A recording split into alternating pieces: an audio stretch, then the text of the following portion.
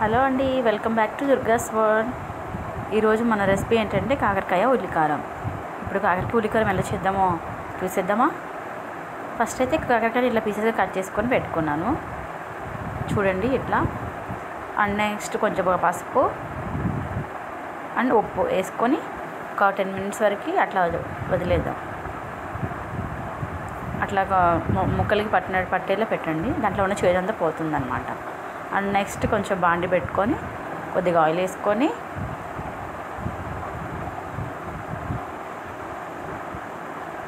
దాంట్లో వెల్లుల్లి, మినపప్పు, జీలకర్ర, బదమినపప్పు అవన్నీ వేసుకొని ఫ్రై చేసుకోవాలన్నమాట. ధనియాలు కూడా వేసుకోవచ్చు, బట్ నా దగ్గర లేదు, మీరు వేసుకోండి.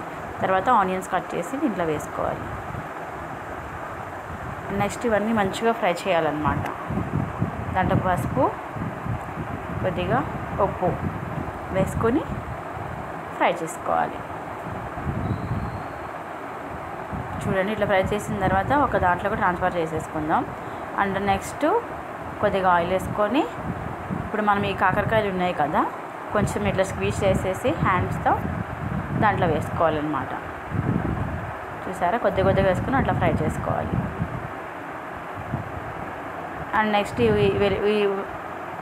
ఈ ఆనియన్స్ మిక్సీ జార్లో చింతపండు అన్నీ వేసి గ్రైండ్ చేసుకోవాలి మెత్తగా.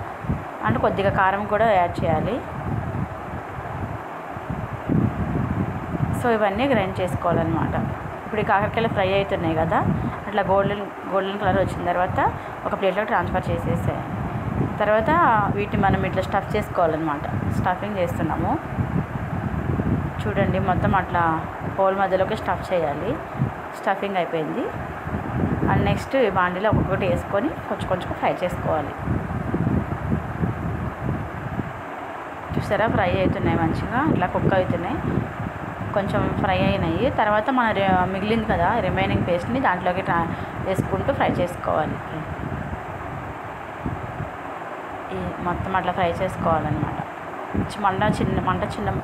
చిన్నగా ఉండాలి. చిన్న మంటలోనే ఫ్రై చేసుకుంటే మనకి బాండీ అనేది అంటుకోకుండా ఉంటుంది. అండ్ నెక్స్ట్ దీంట్లోకి కొద్దిగా ధనియా పౌడర్ యాడ్ చేస్తున్నాం. స్టార్టింగ్ నేను ధనియాలు వేయలేదు కదా, లేవని అందుకే పౌడర్ యాడ్ చేసుకుంటున్నాను. చూసారా, కొంచెం మంచిగా ఫ్రై అవుతున్నాయి దగ్గరికి, అలానే ఫ్రై చేసుకోవాలి. అండ్ ఫ్రై అయిన తర్వాత కొత్తిమీర వేసుకొని స్టవ్ ఆఫ్ చేసుకోవాలి. సో ఎంతో టేస్టీగా ఉండే కాకరకాయ ఉల్లికారం అయితే రెడీ అయిపోయింది. సో వీడియో కనుక మీకు నచ్చినట్లయితే లైక్ చేయండి, షేర్ చేయండి. అండ్ ఇలాంటి మరిన్ని వీడియో కోసం పక్కన ఉన్న బెల్ ఐకాన్ని క్లిక్ చేయండి. So bye.